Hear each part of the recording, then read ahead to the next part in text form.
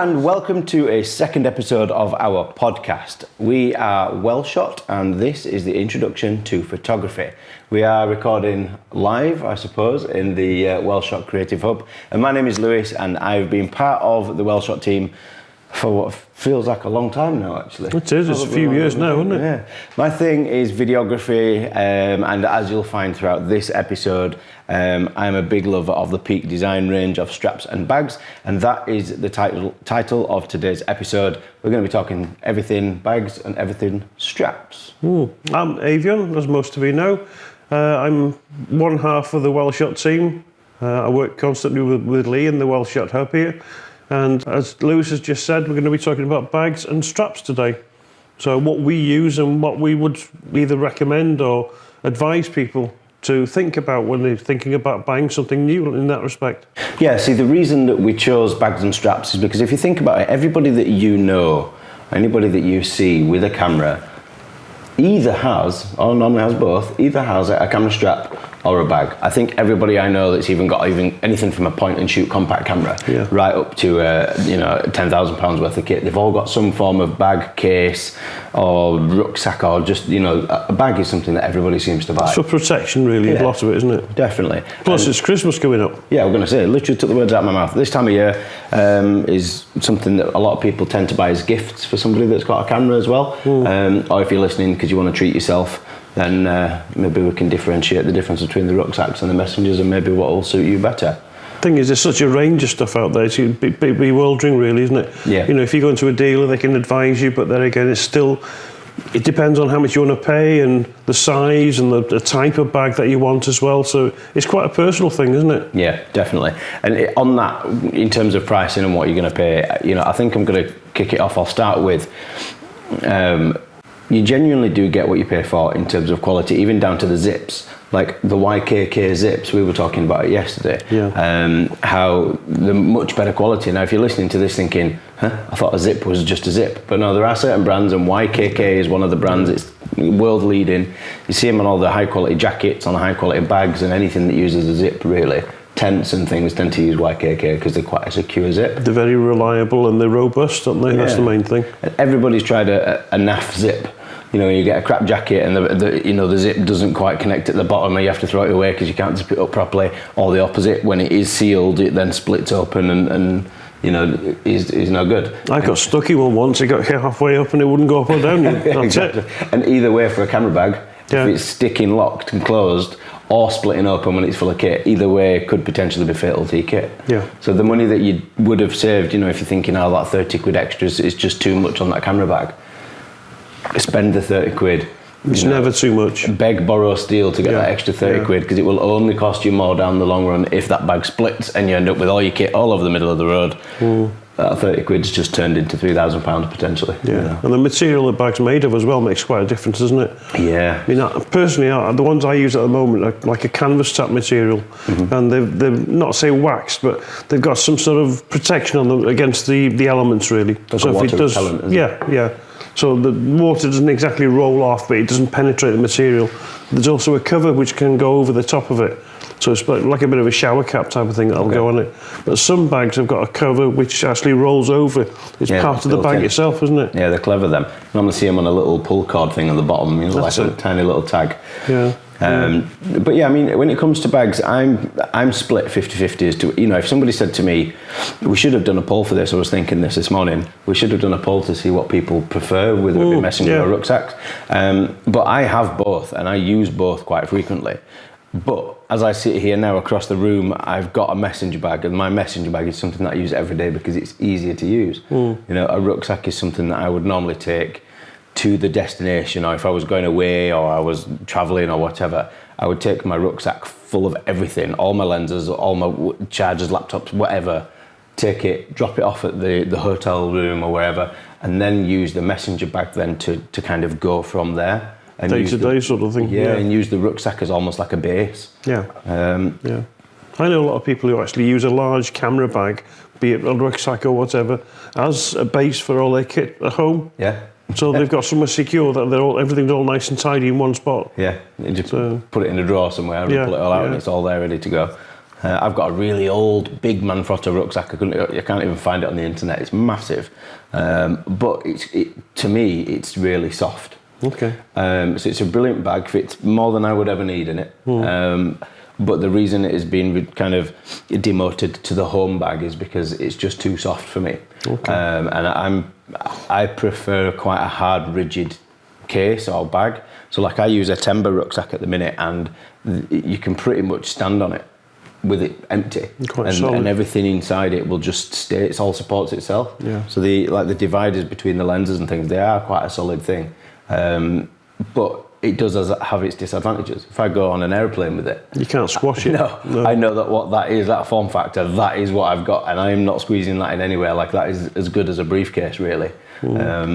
You know, which is, I suppose, where you like the squishy ones, don't you? So I do, yeah. You can mould them and do it. The thing is, if you want that little bit of extra space, you can push something in it, like to get that extra lens in if you need to. But I've, like yourself, I've got both styles of bag there, but I mainly use a rucksack if I'm going to somewhere like, say, a bit of a walk in the countryside, or if I'm going to the racetrack, perhaps. So I'll need longer lenses, and they're more suited for a backpack. Yeah. But day-to-day use, I'll certainly use I use my timber bags, which is a shoulder bag, and they're quite small because I use a small camera system these days. But when the days when I used Nikon, I used mainly backpacks because of the reason that everything was bigger. Right. Yeah, and it suited the kit more, really. Yeah, it makes sense, doesn't it? Yeah, so shoulder bags are my preferred bags of choice these days. When it comes down to ease of use, and one thing to think about, for anybody listening, if you're wondering what kind of bag to go for, is if you're going to be in and out of the bag all day, every day, then maybe the Messenger is the one to go for. But if you're dead set on a rucksack and you like the idea of a rucksack, like I've got a few friends that wouldn't be seen dead with a Messenger bag. They love the rucksack, kind of like on two shoulders. It just feels like they can hook their thumbs into it when they're walking, and they just feel a bit like they're going on an adventure. And I always think of Dora the Explorer when I think of that. But yeah, it's if you are dead set on a rucksack, there are a few out there that have got this kind of quick access mechanism where you just drop one shoulder, spin it round on the other shoulder, and you've got like a quick access port on the side. And you can basically go through the side of the bag and grab just the camera, which kind of works. I get it. But the problem is, if you've got a rucksack on, you've normally got a rucksack because everything you've got in there is too heavy for one shoulder. That's right. If you then drop a shoulder and try and swing it round, all that weight that you didn't think you could take on one shoulder in the first place is now slingshotted onto one shoulder. But I suppose you could rest it on your knee and all that kind of thing, so it does work. There was a company, I think it was Think Tank. I think it was Think Tank. They did like a 2-in-1 thing where it was like, it went round your, like the stomach, what's it called? The waist strap, and the bottom half of the bag swung round. So it was in two parts then? Yeah, and it kind of worked. Like the idea of it, on the marketing and everything, it looked brilliant. But I've seen one in a shop, and after seeing it, I thought, it kind of, the idea was brilliant, but it wasn't that well executed. Yeah. But I suppose that then comes down to when you are choosing a bag, you always want to get hands-on with one. Find a shop, find somewhere you can have a go. I agree with that, because looking at something on a picture on the internet is great, but you can't judge how big it is for a start. No. Will your kit fit into it? I mean, if I'm going to look for a new camera bag of some description, I generally take the stuff I want to put into it there, along with me, so I can actually try it into the bag itself. Yeah. So maybe one of our members might have a particular bag which I might fancy, or I go to a dealer possibly, and they've got the bag there. I'll take the kit I want to put into it in there in situ, if you want to call it that. Yeah. Then I know then that will fit into it, to just allow a little bit of extra space, because you always need that little bit of extra space to put something else in. Yeah. Whether it's a little bit of bottle of water, or over trousers, or sandwiches, a bag of crisps, or whatever. But there's always something that you want to carry, isn't there? So get your kit into it first, and then put a little bit of extra space in it there. Make sure it's going to fit all the stuff that you want to put into it. And if not, even if you're not going to take food and crisps or whatever with you, have that dead space almost, so that when you are swapping lenses, you've got like a utility shelf almost that you can use. Yeah. So you could, you could, I suppose, take the lens off, put it in that dead spot, pick up the other lens, and then you've got another dead spot again to use for something else. Yeah. So always handy. Like my messenger bag is the Peak Design Everyday Messenger over there. And I had to go with that size because of the laptop. Like, they do a smaller one, which would have probably been fine for me, but it wouldn't have fit my laptop. because that's the 15-inch one or 15, whatever they call it. And that there is a bag that's too big for me for most things. So I have ended up just filling it with a load of crap. There's stuff in there that I've not needed that I'm carrying around with me all day, every day. Just because you've got the space, because I've got the space, yeah. So you were saying the other day, if you get a bag that's too big, you do end up just filling it and carrying around loads of stuff. For the sake of it. For the sake of it. And if all that's on one shoulder on your messenger bag, you feel it. You feel it. Yeah. These days, there are also firms which make bags specifically for CSC camera systems like Fuji, Olympus, whatever, because they're smaller cameras and the lenses are smaller, therefore you need less space to carry them, really. Yeah. So that way, if you get a bag specifically for your system, it's a good idea because you don't have the thing too big and clumsy on your shoulder if you're not careful. So you've not got that extra weight to carry around. I suppose if you have a bag that's too big, I'm thinking about if you had a bag that's too big and you've just got a big void in this bag with one little lens in it or one little camera, all it's going to do is rattle around and and all it takes is somebody to put a pen in there or a set of keys. That's just something like that, and it's knackered again, isn't it? But yeah, so I don't know. I'm split, and I suppose if you're listening now and you're wondering which one to go for, like we would always say, have a go with it.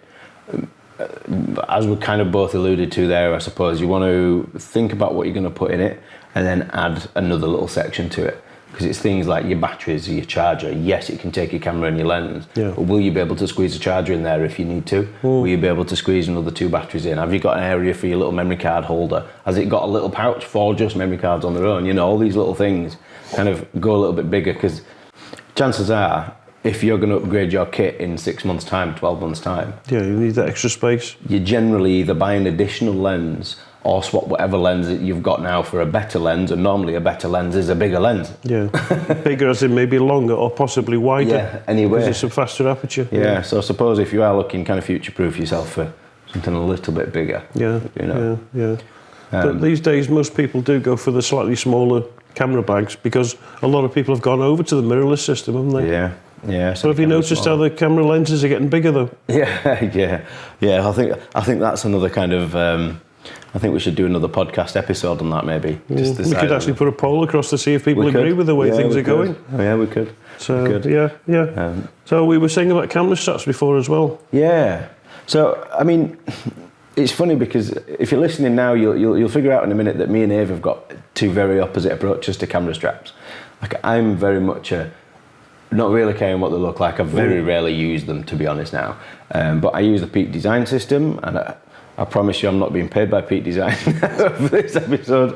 But I use the Peak Design system purely because they are useful. You know, I like to be able to just unclip them pretty quickly. And there's 2 main companies out there that do this quick release system. There's Peak Design that use their little anchor points. And if you're listening from the UK, the little anchor points are like little plastic discs of sorts. They're about the same size as a 5p coin, connected with like a little 1-inch long tether thing. So you get these little anchor points, toggle things just dangling on the camera when your strap's not connected to it.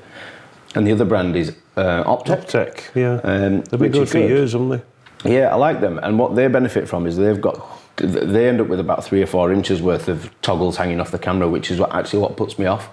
But the benefit of them is you can connect those 2 together then and use it as a little gives you a little handle almost, doesn't it? Yeah. Which is good. I like it. Yeah. But you're kind of the opposite take to that, aren't you? I'm a bit of a traditionalist really as far as camera straps go. I don't like the ones that come in the box. It's great to get something for free in the box, isn't it? But on the end of the day, the camera straps that come in the box, whether it's a Nikon, Canon, Olympus or whatever, they tend to be quite narrow. They cut into your neck after a while, especially with a longer lens. Plus the fact they tend to be quite hard and stiff. Yeah. And they've also got the name of the product all over it as well. So it shouts, I'm a camera, and look at me, I'm a Nikon D6 or whatever it is. Yeah, I know. So it's, it's a bit loud. But I tend to go for the wider straps, which disperses the weight a little bit better. And I use a leather strap quite often on most of my cameras. I just prefer the feel of it. And of course, the more you use it, the more it softens up and it wears into your body, if you want to call it that there. Yeah, of course. So I just like the feel of them. But that's not detachable, that's the only thing. Yeah. That's the normal. To it. Yeah, it's the normal little nylon things that you thread through them. But things I really I can't stand are the ones that come with the discs. The little the rings that you put on the camera, and they can tend to rub the paint off the camera if you're not careful. So I tend to just go for the ones that you just thread through. I remember there was when the Olympus Pen F first came out. Beautiful camera. If anybody's ever seen it, or if you're listening to it, just Google the Olympus Pen F. It was purely designed to be a beautiful piece of kit. And it was a week in, we went down to the photography show, and somebody that was there with put one of their straps on so they could use it and carry it around for the day. And they had metal D-rings, and they were about 2 or 3 inches off the shoulder, if you like, or off the anchor point, which meant that when the strap wasn't being used, it was literally rubbing against, and it created like a circumference of about 2 inches across the back of the camera. Just carved out a perfect circle. Almost looked like part of the design of it, but I was gutted. Absolutely gutted. But yeah, there's savage little things, those little discs, if you're not careful with them. Yeah, that's the trouble. Metal against metal, it doesn't really work very well. Yeah. And I've seen people with Leicas as well have that type of disc system on it. Yeah. And of course they're brass underneath, which people quite often like the rubbed off effect, but to me I wouldn't really like that, but there you go. Wouldn't like her. Not like her it. No, God. Never mind. So really, when we're looking at camera straps, what we're talking, 3 main, or 4 I suppose, because there's one we haven't touched on yet. So you've got the one that goes around your neck, very typical of the one that you would get in the box. Yeah. Quite a short one in the grand scheme of things. Yeah, they don't tend to, if you put it on your shoulder, they only hang about halfway down, don't they? Yeah. So they're kind of, they're the standard ones. It's basic. You then get the longer ones that are made to go over your shoulder, almost like a messenger bag. But they are significantly longer things, aren't they? So you've got room. I think Black Rapid kind of, that's their market, I would say, because they connect to the tripod mount at the bottom rather than the 2 shoulder points. Yeah. Quite a popular strap with a lot of people, but it's not my favourite one. I don't like everything hanging on that one screw, especially with a longer lens. And the strap tends to hang across your body, doesn't it? Yeah. And it's good having it there accessible, but the trouble is the camera's bashing against things if you're not careful. So I've seen people knock against things and that, and not my idea of looking after kit, especially expensive.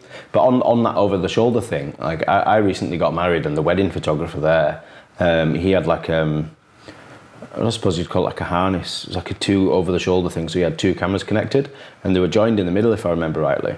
And it's basically that looked really classy from a style point of view, because it was a nice kind of brown leather look to it as well. So it kind of reminds me of when you have braces on. So my wedding photographer fit in perfectly because he had a suit on and everything, and then these nice brown straps going over, and he looked almost in passing like he had braces on, rather than I'm a photographer, I'm a utilitarian almost for the day, do you know what I mean? Yeah. But it's useful because you can have one camera with one lens on and another camera with another lens on, and cowboy style. Yeah. But it's great though, because a lot of wedding photographers do use that type of kit now. Yeah. So they have a long lens on one side and a short lens on the other, don't they? So it's just there ready to be picked up and just used, isn't it? Yeah. They're quite few and far between though, those kind of straps. I never really see them. It's probably a specialist market, I would think, isn't it, really? Yeah. So we've got the ones that would go over your neck as normal. You've got the ones that kind of go over your shoulder like a shoulder strap. We've got the harness kind of braces style one. But one thing that we haven't mentioned is the cuff and the hand clutch like style the wrist ones. Strap. Yeah. And there's 2, isn't there? There's the cuff one, which you was talking about yesterday. Yeah. And quite often people who use video cameras, they use that type of thing, don't they? Yeah. Which goes over the side. It's like a leather grip, isn't it, more or less? Yeah. And some have got little studs that just... So you can let go of the camera pretty much and it'll just stay glued to your hand, won't it? Yeah, that's it. They're nice and comfortable then, but they do take up your tripod port on the mount on the bottom, because it has to go from the right shoulder of the camera right through to the bottom of the tripod mount. So that's the only downside. But the cuff one that you was taught, the one that just kind of... clips onto the side there. Yeah. A lot of people use that type of strap, if you want to call it a strap, there, for street photography as well, don't they? Because it's nice and compact with the camera, you have a short lens on it. Yeah. And of course, once again, if you do happen to bump into something and you let go of the camera, it's not going to fall on the floor. Yeah, security thing, isn't it? Yeah. And they're often the cheapest ones. But I suppose from a gift point of view, if anybody's listening to this thinking from a gift to buy a present for somebody, then I suppose that wouldn't be the worst idea. Like the Peak Design ones, I know they're about 15 quid. Yeah. But if you compare them to the Peak Design straps, that you can spend up to nearly 50 quid on. And you buy a leather one of that type, it's going to cost you even more. Exactly. Yeah. So I suppose if you're buying a gift, you just want something. And you don't tend to find many people have a cuff style thing. It's something a bit different, isn't it, that way? Yeah. And if you've never tried it, it's worth a go. Yeah, definitely. And you can connect it to anything. You even connect it to your phone if you want. Yeah, you know, if you drop your phone when you're out and about. Depends on the type of photography that you do, really. So if you're into sports and stuff like that, it wouldn't really suit you. But with the shorter lens, I think it would suit that type of thing. Yeah, definitely. Yeah. So with Christmas coming, it's certainly worth bearing in mind, isn't it? Yeah, so really as a roundup, you're looking at the straps. I think there's one area of the rucksacks that we forgot to mention as well, and that'd be the front or rear opening of them. It's just come to my mind now. I should have probably kind of mentioned it earlier, but if you were looking at a rucksack that opens from the front, it's brilliant, quick access, etc., etc. But you have to lay it down on the floor to open the thing lay up. it down on the back of it, which will then be on your back. Yeah. So if you lay it down in mud, in grass, wet grass, anywhere, you're then going to have to put it on your back, and your back is going to get muddy. But also from a security point of view, it's very easy to kind of somebody walk past and open it and pickpocket kind of style. I'm sure that's happened a number of times to people, isn't it? Yeah, definitely. Whereas if you get one that opens through the back, you know, I know people have said it to me a few times. They'd be like, "Well, why would you want it opening from the back? That just sounds stupid." But in practice, it means you can lay it down on the front. Yeah, it makes sense, doesn't it? And it's secure as well because it's against your back. It means you can lay it down on the front of the grass, get into your bag, then put it back on your back, and the front of the bag is mucky, but that front of the bag is never going to touch you at all, is it? No. That's definitely something to think about. Yeah, it's really good as a security point of view, because if you got a bag on your back, somebody could quite easily open the back, and you wouldn't have a clue about it at all. And as well, what you tend to find is the ones that open through the back, the front still has a big zip on, but it doesn't actually get into the main compartment. It's normally like for bits and bobs, like the pen slots and that kind of thing. Yeah. So again, it's a different kind of compartment going on. That's it. Yeah. But yeah, I always the only downside to that is the ones that open through the back. If your laptop is in that back bit and you open it, the laptop slides out of the top and hits the floor. It's happened to me a couple of times. So yeah, that's definitely something. That's why they have that little Velcro strap over the laptop, I suppose. But yeah, so I mean, if you're listening here now, let us know. I know for a fact you will already have a camera strap, and you'll already have a bag of some description. Yeah. Let us know if you're watching on YouTube. There is a comment section below, so let us know what you're using. Let us know what you prefer and why. Or if you are just kind of warrioring through. If you are just kind of ploughing through using the kit strap, the one that comes with it, then let us know. Let us know if you're not bothered. If it works for you, it works for you. Yeah. If you are listening on Spotify or Google Podcasts, if you're just listening to us in the car or whatever, do check us out on the YouTube channel. If you just search Welshot, you'll see us there as well. There's a whole arsenal of videos on there. I know Eifion did one recently. It was basically a thorough look at the difference between rucksacks and messenger bags. Complete comparison, wasn't it? Showing them side by side and everything with different examples there. So definitely check us out on the YouTube channel. But other than that, I think... If you've got any questions at all, pop them down below. Yeah, let us know down below. And again, if you're listening, drop us an email or look on a website. You'll find us there nice and easily. And yeah, get in touch if you need anything, any questions. Chances are we've used it or seen it before. So yeah, get in touch. Other than that, thank you for listening. Neil said thank you for watching. Thank you for listening. We will see you on the next episode, episode 3. Which we will announce pretty soon. Yeah, you'll know about that pretty soon. Yeah. All right. Thank you very much for listening. Thank you for listening. See you soon.